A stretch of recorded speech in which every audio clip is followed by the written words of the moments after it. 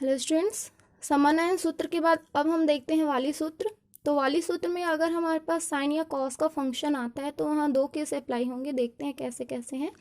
यदि हमारे पास n कोई धन पूर्णांक हो तो समाकल, यहाँ पर अब दो केस आएंगे। पहला केस क्या है कि यदि n इज इक्वल टू धन सम पूर्णांक हो तो जो हमारे पास इंटीग्रेशन होगा उसका सोल्यूशन इस फॉर्म में होगा, अर्थात इंटीग्रेशन 0 to π/2 साइन की power n x dx is equal to n-1 upon में n इंटू n-3 अपॉन में n-2 so on 5/6 into 3/4 1/2 into π/2।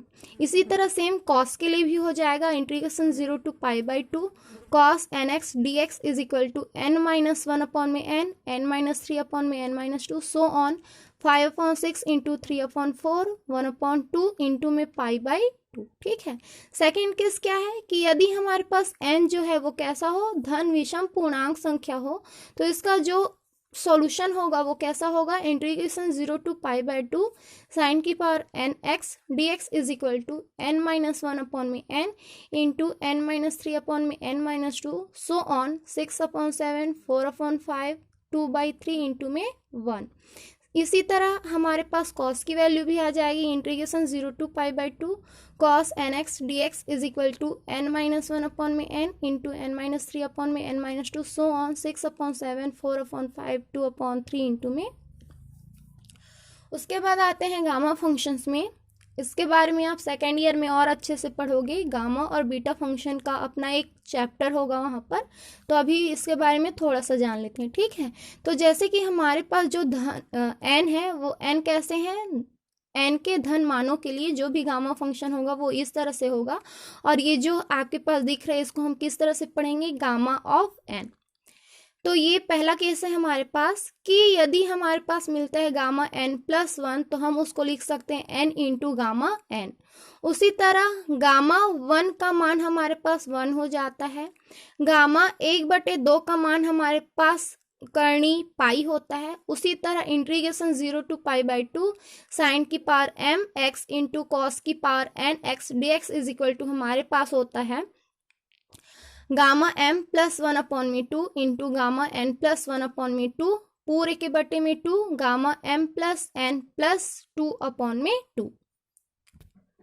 यहाँ पर ये 2m-1 होगा और ये 2n-1 हो जाएगा। ठीक है, आगे देखते हैं।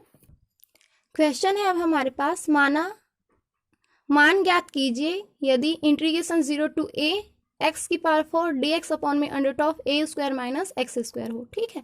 तो हम सपोज कर लेते हैं क्या कि i is equal to integration a to a x की पावर 4 dx अपॉन में √a² माइनस x² है। ठीक है। अब इसको सॉल्व करने के लिए हमको कुछ अजम्पशन मानना पड़ेगा। तो हम क्या मान लेते हैं, माना x बराबर क्या है हमारे पास a साइन थीटा। तो जब हम इसका अवकलन करेंगे तो ये हमारे पास आ जाएगा dx is equal to a cos theta into d theta. ठीक है। जब हम इसको कन्वर्ट करते हैं इस फॉर्म में तो इसका जो लिमिट्स होता है वो भी चेंज हो जाता है।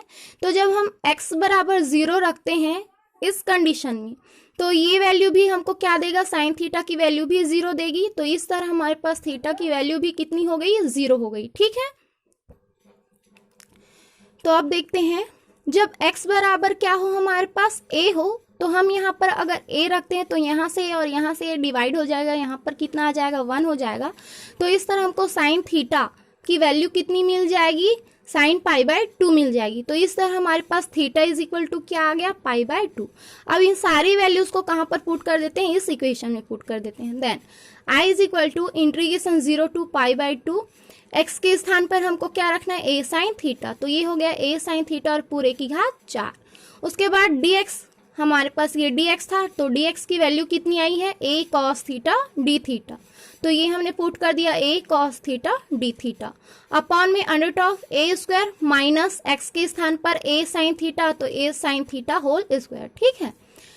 इंटीग्रेशन 0 to π/2 ब्रैकेट ओपन कर लेंगे तो ये हो गया a power 4 sine power 4 theta into a cos theta d theta upon में √a² माइनस ब्रैकेट ओपन करेंगे तो ये हो जाएगा a² साइन स्क्वायर थीटा।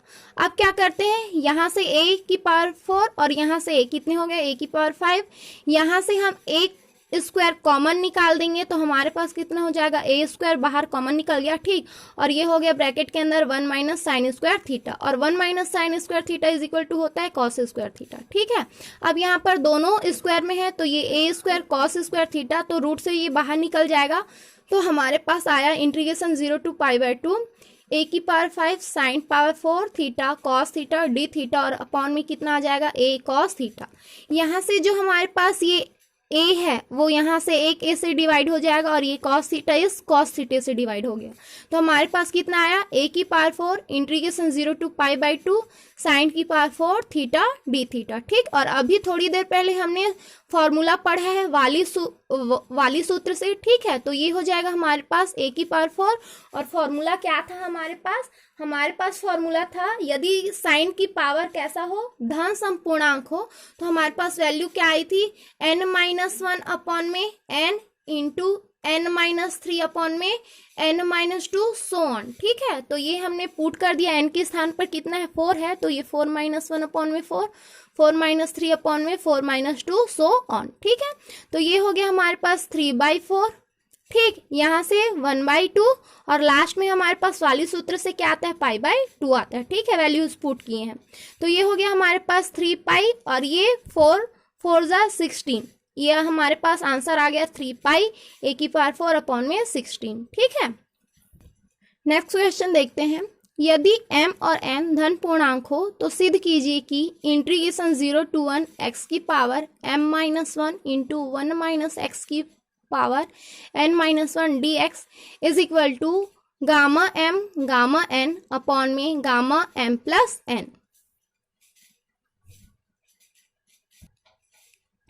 तो सबसे पहले हमने माना I is equal to integration 0 to 1 x की power m-1 into 1 minus x पूरे की पावर n-1 dx है, ठीक है। तो अब इसको सॉल्व करने के लिए हम क्या करेंगे, इसको प्रूव करने के लिए यहाँ x इज इक्वल टू हम सपोज कर लेते हैं साइन स्क्वायर थीटा, ठीक है। जब इसका अवकलन करेंगे तो हमारे पास क्या आ जाएगा, dx is equal to 2 sine theta cos theta d theta, ठीक है। जब हम इसको इस फॉर्म में कन्वर्ट करेंगे तो यहाँ जो x के लिमिट्स हैं वो थीटा के लिमिट्स में चेंज हो जाएंगे।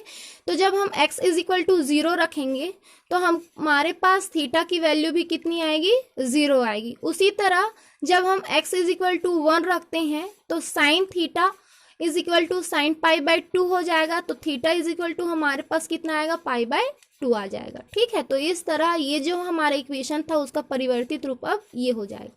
तो हमारे पास अब आ गया I is equal to integration 0 to π/2 sine square theta x square स्थान पर रखे और उसकी पावर कितनी है, m-1 है, ठीक है, इंटू 1 माइनस एक्स है, तो यहाँ पर कितना हो गया, 1 माइनस साइन स्क्वायर थीटा पूरे की power n-1 into 2 sine theta cos theta d theta, ठीक है। जब ये वाला फॉर्म dx की वैल्यू है ये, ठीक। आगे चलते हैं, इंटीग्रेशन 0 टू π/2 ब्रैकेट ओपन की हूँ तो ये हो गया साइन की पावर 2m-2 थीटा कॉस की पावर ये जो 1 माइनस साइन स्क्वायर थीटा है वो कॉस स्क्वायर थीटा हो गया, और ये हमारे पास आ जाएगा कॉस की पावर 2n-2 थीटा, और ये 2 sine theta cos theta d theta, ठीक है। 2 बाहर निकाल दिए, इंटीग्रेशन 0 टू π/2 साइन 2m-2 और यहाँ से साइन थीटा की पावर 1, ठीक है। तो इस तरह 2m-2 प्लस 1 हो गया, और ये कॉस 2n-2 और ये कॉस थीटा का प्लस 1, ठीक है, इंटू में डी थीटा, ठीक। तो ये हमारे पास आ गया 2 इंटू इंटीग्रेशन 0 टू π/2 साइन की पावर 2m-1 थीटा कॉस की power 2n-1 theta into d theta, ठीक। तो हम इसको फॉर्मूले में तोड़ लिए, ठीक है।